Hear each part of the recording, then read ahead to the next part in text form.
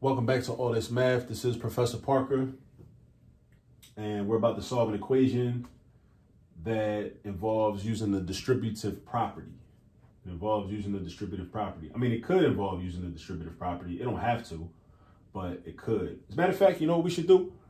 I should solve for x using the distributive property, but then I should run it back and solve for x without using the distributive property. I think that's what I'm gonna do. But I gotta make a note to myself, because I get into these videos and I be like, yeah, I'm gonna do it two different ways, and then I get caught up in the first way and then I forget to do it the second way. So let me do this. Distributive, no distributive. It's my little note to myself, right? So we're gonna do this using the distributive property because we see a quantity in parentheses and we see a number adjacent to that that's being multiplied by that quantity, right? So we can do this with the distributive property, or we can do it without it. I'm gonna do it both ways because I want to show you how you have options when you're doing algebra. We have algebra, you're not locked into just one method, right? And I hope you don't have teachers or professors that are telling you that there's only one way to do these problems. There might be a more efficient way, right? There might be a more logical way, or a way that, you know, enables you to get the problem done correctly quicker, but there are still multiple ways, all right? So let's do this using the distributive property, okay? Now, in order to use the distributive property, we want to get rid of these parentheses. So we look at what number is adjacent to the parentheses. Now I see a -2. This is a minus sign, so that makes that a -2, all right? Because there's no symbol in between the -2 and the parentheses, there's no plus sign, no minus sign, no division sign. There's not even a multiplication sign. But because there's no symbol, that indicates that we need to multiply, all right? It's kind of like, you know, what's understood don't need to be said type thing, right? If there's no symbol in between the number and the parentheses, that means you multiply, all right, whenever you see that. So what I'm going to do is I'm going to distribute this -2 to the 3x, and I'm going to distribute it to the -1. So then what happens is the 6 comes down, because we ain't messed with the 6 yet. We ain't do nothing with the 6. But then this -2 times 3x is going to be -6x. And then this -2 times -1 is going to become +2. And then we bring the equal sign down and the 2 down. And notice that we just used the distributive property. Let me put my little check mark. All right, as my reminder, right? We distributed and now the parentheses are gone. So I applied this -2 to everything inside the parentheses. Now, don't make this common mistake. A common error is to multiply by the first term and not the second. People just forget somehow. They forget to multiply by the second term. When you distribute, you got to multiply by everything inside the parentheses. Everything. Not just the first term, not just the second term. If it's 3 terms altogether, you got to multiply by everything inside the parentheses.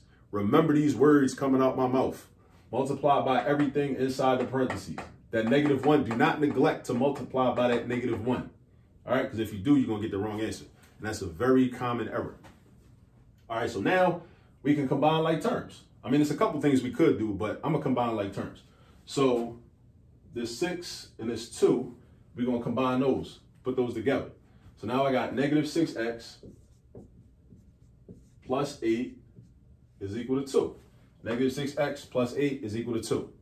So now my ultimate goal is to isolate x by itself on the left-hand side of the equation. So I got to ask myself, what am I trying to get rid of? I'm trying to get rid of 8 and -6. 8 and -6, they got to go. Now the next question is, what do I get rid of first? It don't matter, actually. Honestly, mathematically speaking, you can get rid of either one first if you want to, right?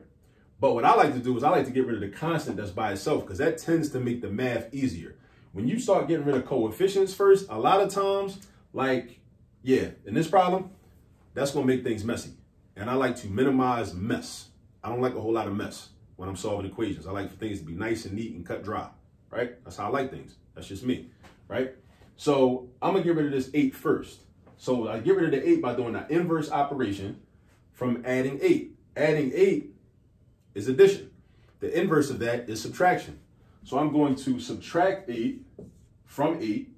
But because this is an equation, I got to stay balanced, right? So if I subtract on the left-hand side, I got to also subtract on the right-hand side. So I'm doing -8 over here. So I got -6x is equal to -6. Make sure you know how to do your arithmetic with negative numbers. So 2 minus 8 is negative 6. 2 minus 8 is negative 6. Now I'm trying to get rid of this negative 6 over here. So the way I get rid of that is do the inverse operation. Negative 6x means negative 6 times x. That's multiplication. So I got to do the opposite of multiplication, which is division. Make sure you know that. So the division looks like this. I divide by the same exact number. Not the opposite, but the same exact number. When we do division, we're going to divide by the same exact number. And because we want to be balanced, we're going to divide by negative 6 on the right-hand side also. So this becomes 1x, not 1, but 1x. These become 1 together. Then we got 1x, which is just x. Then over here, we do negative 6 divided by negative 6, which leaves us with positive 1. All right, positive 1. Now, in order for us to know that this is correct, we plug it back into the original equation. So let me just do this out loud, right?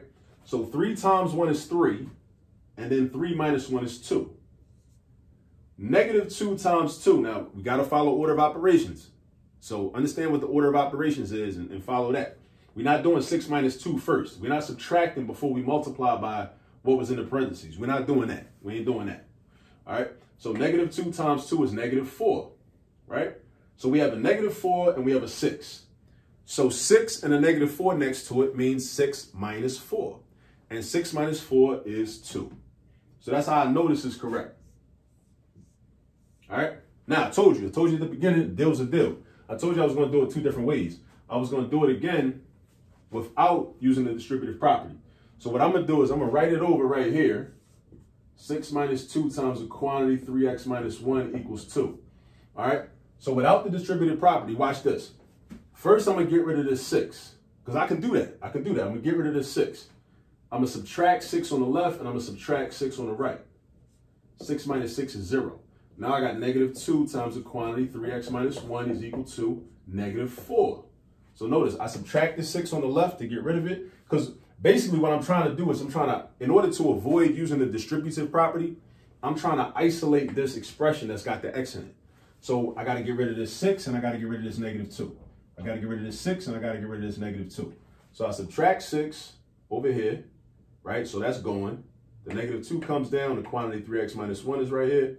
2 minus 6 is negative 4. Now I got to get rid of negative 2. So I asked myself, what operation is negative 2 involved in? So I can do the inverse or the opposite. This is multiplication. So I got to do division. So I'm going to divide this by negative 2, and then I'm going to stay balanced. I'm going to divide this side by negative 2. Boom, boom. That's going to be 1, leaving me with just 3x minus 1. Now, because it's just 3x minus 1 and the negative 2 is gone, I don't need the parentheses no more. Because the parentheses are kind of like a boundary. They're like a grouping symbol to let me know that negative 2 is being multiplied by the quantity of 3 times x minus 1. But since the negative 2 is gone now, I don't need it, right? So we got negative 4 divided by negative 2 is going to be positive 2, all right? So now we got 3x minus 1 equals 2, right? And I'm trying to isolate x by itself. So I got to get rid of 2 things. This 3 and it's negative 1. This 3 and it's negative 1. Now I got to decide what to get rid of first. Should I get rid of the 3? Should I get rid of the negative 1? Like I said in the last problem, when I did it this way, I like to avoid messiness. Just like in personal relationships, I like to avoid messiness. And in my life, I like to avoid messiness, right? So I'm going to get rid of the constant first. Because I could divide everything by 3, but that's going to create fractions. And fractions tend to be messy. All right. So, I mean, fractions are cool, but we should avoid them sometimes if possible because it creates more work for us. So what's the opposite of subtracting 1? The opposite of subtracting 1 would be adding 1. So I'm going to do plus 1 over here. And because it's an equation and I want to stay balanced, I'm going to do plus 1 over here. So the 1's cancel out. Boom. Bring down the 3x. Equal sign. 2 plus 1 is 3. 3x equals 3. You see what's about to happen, right? You see what's about to happen. And this is going to be confirmation. So I want to get rid of this 3. So I do the inverse operation. Divide by 3. Divide by 3. Boom, boom. That's 1. 3 divided by 3 is 1. So that's 1x.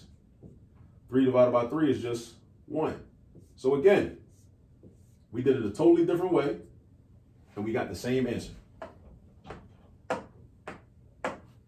So we did it with the distributive property, and we did it without the distributive property. So if you're a person that you just don't like the distributive property, you might have something against it. I don't know. That might be your prerogative. If you don't want to use it, don't use it. That's cool, right? You're still going to get to the answer. And you're still going to get to the correct answer, right? That's the beauty of math. It's a lot of different options. It's a lot of different ways you can go about it to get an answer to a problem, you know?